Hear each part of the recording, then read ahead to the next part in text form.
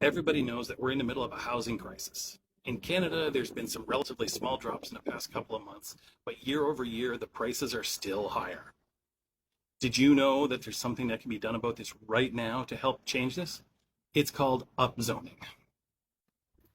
For many decades, we've been building pretty much only the two most expensive types of housing, single family houses and condo towers, and everything else has been basically missing in action. This missing middle housing, as it is often called, is things like townhouses, three-story walk-ups, fourplexes, and more.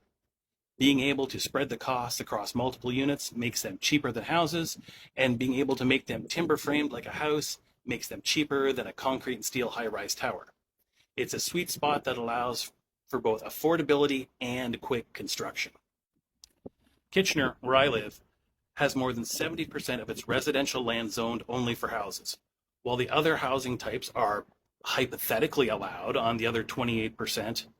Things like maximum heights and floor space ratios further restrict the zones in which you can build them.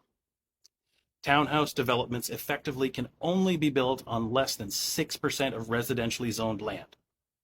Low-rise apartments and stacked townhouses can only be built on less than 4% of the land. If we were to move all those lower residential zones up the zoning ladder so we could build those missing middle types with just basic permits, we could build more housing more quickly and more cheaply. Expanded options and a larger supply also means that competition goes down, which means housing prices go down.